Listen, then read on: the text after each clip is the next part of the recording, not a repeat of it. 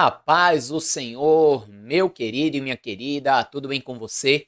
Aqui estamos nós mais um dia para dar continuidade à nossa leitura bíblica. Isso mesmo, estou aqui eu, pastor Herman Temel, para darmos continuidade ao nosso plano anual de leitura da Bíblia. Não esqueça já, você que ainda não se inscreveu, inscreva-se no nosso canal agora para não esquecer e isso vai nos ajudar a crescer aqui no YouTube, aqui na plataforma, e assim alcançar mais vidas com a santa e bendita palavra do Senhor.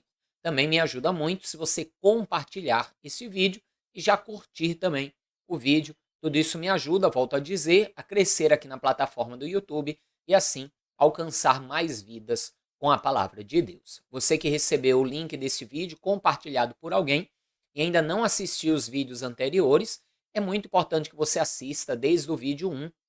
Afinal de contas, esse é um plano anual de leitura da Bíblia. Então, tem muitos vídeos aí anteriores. Para que você possa ter acesso à playlist completa, na descrição desse vídeo tem um link e também aqui no card você pode acessar o link da playlist completa.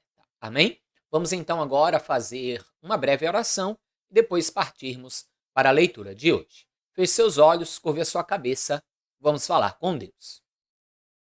Senhor meu Deus e Pai Todo-Poderoso, é no nome santo e bendito do Teu amado Filho, Senhor Jesus, que eu te agradeço por mais um dia estarmos reunidos aqui, através deste vídeo, para continuar a leitura da Tua Palavra, nesse nosso plano anual de leitura. Eu te peço, Deus, em nome de Jesus, mais uma vez, que o Senhor venha abrir os nossos entendimentos, o nosso coração, para que a tua palavra não apenas entre pelos nossos ouvidos, mas desça até o nosso coração. Que não venhamos apenas ser ouvintes dela, mas praticantes, Senhor, da mesma, pois se a praticarmos, certamente nos conduziremos com prudência, teremos sabedoria e inteligência e todas as coisas irão cooperar em nosso favor. Pai, assim eu te peço, abençoe a vida de todos aqueles que estão fazendo esse plano de leitura, abençoe cada casa, cada lar, cada família que está sendo representada por esta pessoa. Deus, no nome de Jesus, amém. Amém, amados? Vamos então para a leitura de hoje.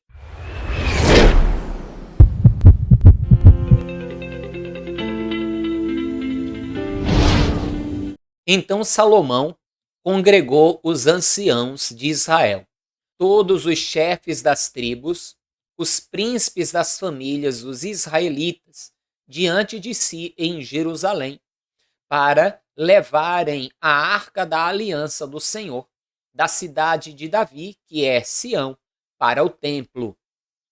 Todos os homens de Israel se congregaram junto ao rei Salomão, na ocasião da festa, no mês de Etanim, que é o 7º. Quando todos os anciãos de Israel chegaram, os sacerdotes pegaram a arca do Senhor e a levaram para cima, com a tenda do encontro e com os utensílios sagrados que nela havia. Os sacerdotes e levitas é que levaram tudo isso para o templo. O rei Salomão e toda a congregação de Israel, que se havia reunido diante dele, estavam todos diante da arca, sacrificando ovelhas e bois, que de tão numerosos não se podiam contar. Os sacerdotes puseram a arca da aliança do Senhor no seu lugar, no santuário mais interior do templo, que é o Santo dos Santos, debaixo das asas dos querubins. Pois os querubins estendiam as asas sobre o lugar da arca, do alto cobriam a arca e os seus cabos. Os cabos sobressaíam tanto que suas pontas eram vistas do santo lugar, diante do Santo dos Santos. Porém, de fora não podiam ser vistos, e ali estão até ao dia de hoje. Lembrando que quando lemos aqui ali estão até os dias de hoje, não são os nossos dias de hoje, tá? são os dias em que esse texto foi escrito, porque, na verdade, o templo já não existe, ele foi destruído, e a única coisa que restou é o hoje chamado Muro das Lamentações, que é uma das partes externas do templo, um dos muros externos do templo. Então, o templo mesmo em si não existe mais, logo, esta área também não existe mais. Tá? Volte comigo à leitura. Nada havia na arca, a não ser as duas tábuas de pedra que Moisés havia colocado ali em Horebe, quando o Senhor fez aliança com os filhos de Israel ao saírem da terra do Egito.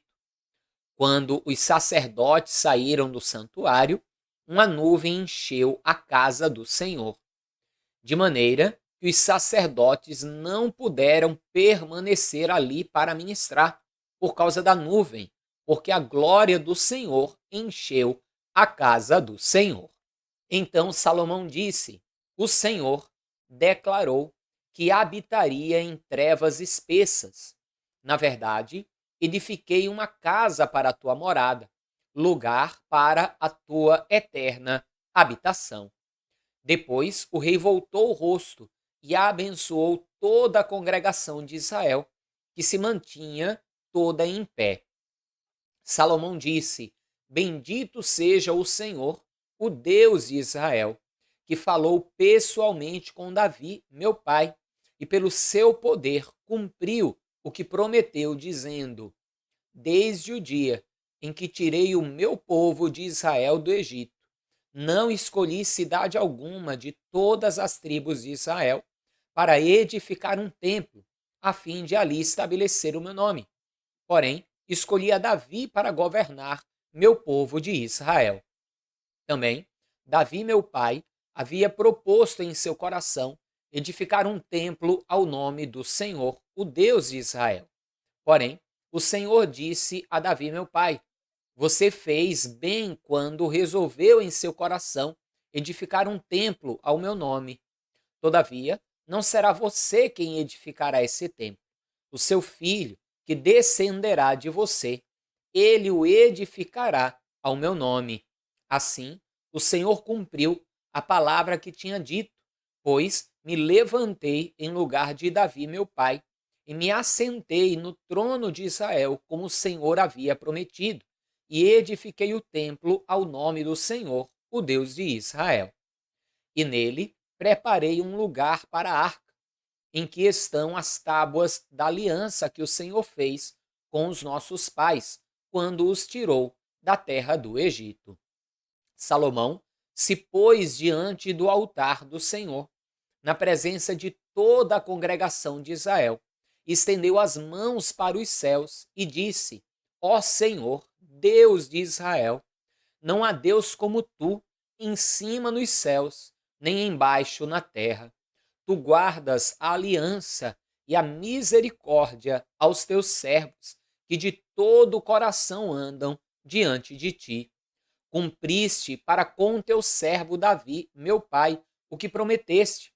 Pessoalmente o disseste, e pelo teu poder o cumpriste, como hoje se vê.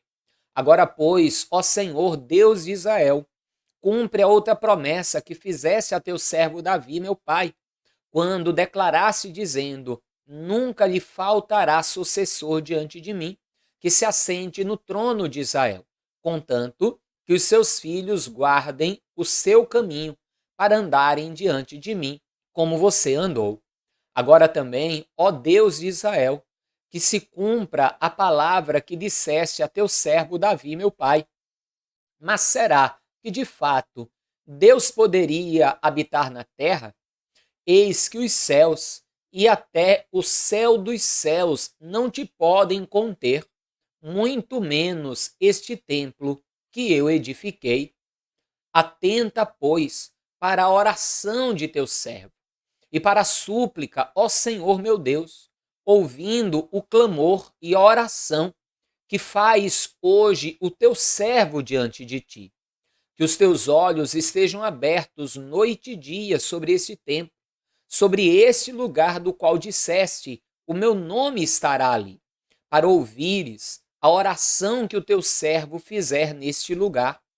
Ouve, pois, a súplica do teu servo e do teu povo de Israel, quando orarem neste lugar. Ouve no céu, lugar da tua habitação. Ouve e perdoa. Se alguém pecar contra o seu próximo, e lhe for exigido que jure, e ele vier jurar diante do teu altar neste templo, ouve tu nos céus e age e julga os teus servos, condenando o ímpio, fazendo com que pague por seus atos e justificando o justo, para lhe retribuíres segundo a sua justiça.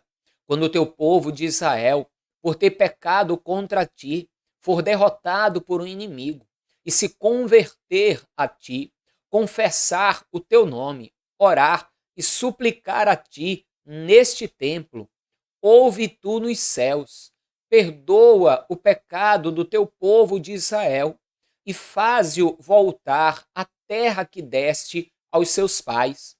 Quando os céus se fechar e não houver chuva, por ter o povo pecado contra ti, e ele orar neste lugar, confessar o teu nome e converter dos seus pecados, depois de os haveres castigado, ouve tu nos céus, perdoa o pecado de teus servos e do teu povo de Israel, ensinando-lhes o bom caminho em que devem andar, e envia chuva sobre esta tua terra, que deste em herança ao teu povo. Quando houver fome na terra, ou peste, quando houver crestamento, ou ferrugem, gafanhotos e larvas, quando inimigos cercarem as cidades do país, ou houver alguma praga ou doença, toda oração e súplica que qualquer homem ou todo o teu povo de Israel fizer, conhecendo cada um a ferida do seu coração e estendendo as mãos na direção deste templo, ouve tu nos céus, lugar da tua habitação. Perdoa, age e dá a cada um segundo todos os seus caminhos, visto que lhes conheces o coração, porque tu, só tu, és conhecedor do coração de todos os filhos dos homens, para que te temam todos os dias que viverem na terra que destes aos nossos pais. Também ao estrangeiro que não for do teu povo de Israel, porém vier de uma terra distante, por amor do teu nome, porque ouvirão do teu grande nome e da tua mão poderosa, do teu braço estendido, e orar voltado para este templo. Ouve tu nos céus, lugar da tua habitação, e faze tudo o que o estrangeiro te pedir, a fim de que todos os povos da terra conheçam o teu nome, para te temerem como o teu povo de Israel, e para saberem que este templo que eu edifiquei é chamado pelo teu nome. Veja só, vamos dar uma resumida aqui na oração de Salomão, antes de continuarmos. Salomão primeiro entende que Deus não habitaria em uma construção feita por mãos humanas. Deus é grande demais para isso. Mas Salomão entende a importância do templo. A importância do templo é para que o povo possa congregar e tenha um lugar onde possa aprender de Deus e onde possa fazer orações a Ele. Então, o templo, por isso foi chamado por Jesus de casa de oração. Ele diz: a casa do meu pai será chamada casa de oração. E hoje é a mesma coisa. Deus não habita dentro do templo das igrejas. Longe disso. Na verdade, pelo seu Espírito, ele habita dentro de cada um de nós, dentro de todos aqueles que receberam Jesus como Senhor e Salvador das suas vidas, que cumpriram a justiça de Deus através das águas do batismo. Mas o templo, ele tem essa função, onde nós podemos congregar para aprender de Deus, como Salomão orou para que fosse instruído o povo dele. E é o lugar também onde nos unimos para orar ao Senhor, para clamar ao Senhor. É por isso que ainda hoje, ali em Israel, multidões se voltam para o Muro das Lamentações para orarem, crendo nesta oração que Salomão fez, porque Deus vai responder. Nós vamos ver isso mais à frente. E Deus vai responder que sim, que os olhos dele e os ouvidos dele estariam postos sobre aquele templo. Então, assim é hoje. Quando consagramos um lugar como casa de Deus, os olhos do Senhor e os ouvidos do Senhor estão postos sobre este lugar, que é casa de Deus, para ali o seu povo orar a ele e ele ouvir o clamor e a oração do seu povo. Isso não significa que nós só devemos orar no templo, não. Nós podemos orar em qualquer lugar. Inclusive, Jesus ensina a entrarmos no nosso quarto, fechar a porta e orar ali em secreto. Nós podemos orar na rua, em casa, no trabalho, em qualquer lugar. Mas o templo tem essa função especial como casa de oração. Amém? Volte comigo aqui na leitura. Quando o teu povo sair à guerra contra o seu inimigo, pelo caminho por onde os enviarem, e orarem ao Senhor, voltados para essa cidade que tu escolheste, e para este templo que edifiquei ao teu nome, ouve tu nos céus a sua oração e a sua súplica, e faze-lhe justiça. Quando pecarem contra ti, pois não há ninguém que não peque, e tu te indignares contra eles, e os entregares às mãos do inimigo, a fim de que os leve cativos à terra inimiga, longe ou perto daqui. E se na terra onde forem levados cativos caírem em si, e se converterem, na terra do seu cativeiro te suplicarem, dizendo: pecamos, procedemos mal e cometemos iniquidade, e se eles se converterem a ti de todo o seu coração e de toda a sua alma, na terra de seus inimigos, que os levarem cativos e orarem a ti, voltados para a sua terra, que deste aos seus pais, para esta cidade que escolheste, e para o templo que edifiquei ao teu nome. Ouve tu nos céus, lugar da tua habitação, a sua prece e a sua súplica, e faze-lhe justiça. Veja que Salomão também entra no detalhe de que se o povo fosse levado cativo ou estivesse longe da sua terra em guerra, em combate, que eles também poderiam se virar na direção ali de Jerusalém, se virar na direção do templo e fazerem as suas súplicas, que ali também seriam ouvidos. Nós vamos ver mais na frente no livro de Daniel, que Daniel fazia isso. Daniel orava com as janelas abertas na direção de Jerusalém, enquanto estava ali em Babilônia. Ele estendia as suas mãos em direção da cidade santa, do templo, e orava, clamava ao Senhor. Então, é muito importante nós termos aqui esse entendimento, que havia um motivo ali muito especial para o templo, mas não era apenas o templo o lugar de oração. O templo culminava com essa função de o povo se reunir para orar, para suplicar, para clamar ao Senhor, mas aonde o povo estivesse, deveriam sempre apresentar a Deus as suas orações e as suas súplicas. Continue comigo aqui a leitura. Perdoa o teu povo, que houver pecado contra ti, todas as suas transgressões que houverem cometido contra ti, e move tu à compaixão os que os levaram cativos, para que se compadeçam deles. Porque é o teu povo e a tua herança, que tiraste da terra do Egito, do meio da fornalha de ferro. Essa oração de Salomão, realmente ela vai ter a sua atenção e ela vai ser atendida por Deus. Quando o povo é levado para a Babilônia, por exemplo, e Jerusalém, inclusive, vai ser destruída, nós vamos ver isso no livro de Neemias, quando lermos, no livro de Esdras também, que Deus vai agir, vai mover o coração dos reis ali, e tanto o rei, aonde Neemias servia, vai ter compaixão e vai deixar ele ir para Jerusalém para reedificar a cidade, como na própria Babilônia. Depois ela vai ser dominada por outras nações. Nós vamos deixar para entrar nesse detalhe quando formos ler ali os livros, e ali também eles serão livres. Deus vai permitir, através da vida ali dos reis, que o povo volte para Jerusalém. Nós vamos ver Neemias, indo, como já falei, nós vamos ver também Esdras retornando, e nós vamos ver como o próprio Daniel vai achar graça diante ali do rei ímpio. Ele não vai voltar para Jerusalém, ele vai permanecer ali e vai alcançar, inclusive, uma grande posição naquela terra, porque Deus vai mover os corações ali dos reis para terem compaixão do povo. Agora, por quê? Porque o povo vai se arrepender e vai clamar ao Senhor.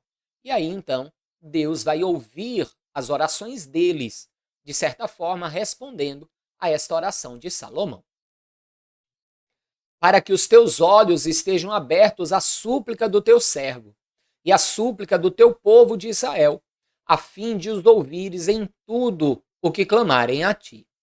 Pois tu, ó Senhor Deus, os separaste dentre todos os povos da terra, para serem a tua herança, como falaste por meio do teu servo Moisés, quando tiraste do Egito os nossos pais. Quando Salomão acabou de fazer ao Senhor toda esta oração e súplica, ele se levantou de diante do altar do Senhor, onde tinha se ajoelhado, com as mãos estendidas para o céu, e ele se pôs em pé e abençoou toda a congregação de Israel em alta voz, dizendo: Bendito seja o Senhor, que deu repouso ao seu povo de Israel, segundo tudo o que havia prometido. Nenhuma só palavra falhou de todas as boas promessas que fez por meio de Moisés, seu servo. Que o Senhor nosso Deus esteja conosco, assim como esteve com os nossos pais, que ele não nos deixe nem nos abandone, que ele faça com que o nosso coração se incline para ele, a fim de andarmos em todos os seus caminhos e de guardarmos os seus mandamentos e os seus estatutos e os seus juízos que ordenou aos nossos pais. Que estas minhas palavras, com que supliquei diante do Senhor, estejam presentes diante do Senhor nosso Deus de dia e de noite, para que ele faça justiça ao seu servo e ao seu povo de Israel, segundo cada dia o exigir, para que todos os povos da terra saibam que o Senhor é Deus e que não há outro.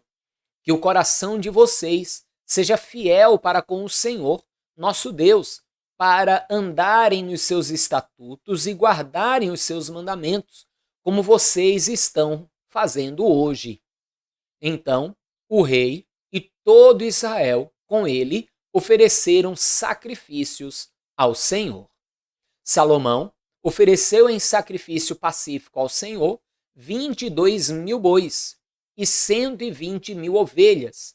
Assim, o rei e todos os filhos de Israel consagraram a casa do Senhor. No mesmo dia, o rei consagrou o meio do átrio que estava diante da casa do Senhor, pois ali ofereceu os holocaustos e as ofertas com a gordura dos sacrifícios pacíficos. Ele fez isso porque o altar de bronze que estava diante do Senhor era muito pequeno para nele caberem os holocaustos, as ofertas de cereais e a gordura dos sacrifícios pacíficos. Neste tempo, Salomão celebrou a festa, e todo Israel com ele, uma grande congregação, desde a entrada de Ramate até o rio do Egito, diante do Senhor nosso Deus, celebraram durante 7 dias, além dos primeiros 7, a saber, 14 dias. No 8º dia desta festa, Salomão despediu o povo, e eles abençoaram o rei. Então voltaram para as suas tendas, alegres e de coração contente, por causa de todo o bem que o Senhor tinha feito a Davi, seu servo, e a Israel, seu povo. Amém, amados? Então, grande foi a festa de consagração do templo, e belíssima esta oração de Salomão ao Senhor. E esse é verdadeiramente o propósito do templo, é vir buscar o perdão de Deus, o favor do Senhor, a bênção dele, é congregar, orar, aprender dele, aprender do Senhor todos os dias da nossa vida. Vamos continuar aqui a leitura de hoje, agora no segundo livro das Crônicas, capítulo 5, onde vamos ver um pouco mais desta parte da história. Vá comigo. Quando Salomão terminou toda a obra que fez para a casa do Senhor, trouxe as coisas que Davi, seu pai, havia dedicado, a prata, o ouro e todos os utensílios. Salomão pôs tudo isso entre os tesouros da casa de Deus. Então, Salomão congregou os anciãos de Israel e todos os chefes das tribos, os chefes das famílias dos israelitas em Jerusalém, para levarem a arca da aliança do Senhor da cidade de Davi, que é Sião, para o templo. Todos os homens de Israel se congregaram junto ao rei na ocasião da festa, que foi no 7º mês. Quando todos os anciãos de Israel chegaram, os levitas pegaram a arca do Senhor e a levaram para cima, com a tenda do encontro e com os utensílios sagrados que nela havia. Os levitas sacerdotes é que levaram tudo isso para o templo. O rei Salomão e toda a congregação de Israel, que se havia reunido diante dele, estavam todos diante da arca, sacrificando ovelhas e bois, que de tão numerosos não se podia contar. Os sacerdotes puseram a arca da aliança do Senhor no seu lugar, no santuário mais interior do templo, que é o Santo dos Santos, debaixo das asas dos querubins, pois os querubins estendiam as asas sobre o lugar da arca, do alto cobriam a arca e os seus cabos. Os cabos sobressaíam tanto que suas pontas eram vistas do santo lugar, diante do Santo dos Santos, porém de fora não podiam ser vistos. E ali estão até o dia de hoje. Nada havia na arca a não ser as 2 tábuas que Moisés havia colocado ali em Horebe, quando o Senhor fez aliança com os filhos de Israel ao saírem do Egito.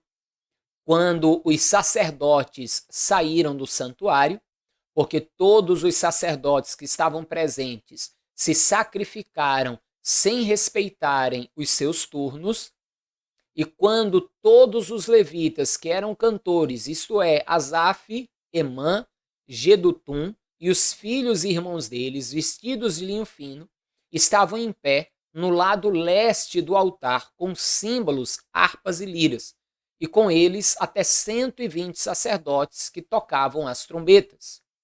E quando em uníssono, ao mesmo tempo, tocaram as trombetas e cantaram para se fazerem ouvir, para louvar e dar graças ao Senhor, e quando levantaram eles a voz com trombetas, símbolos e outros instrumentos musicais para louvarem o Senhor, porque Ele é bom, porque a sua misericórdia dura para sempre, então o templo, a saber, a casa do Senhor, se encheu de uma nuvem, de maneira que os sacerdotes não puderam permanecer ali para ministrar por causa da nuvem, porque a glória do Senhor encheu a casa de Deus.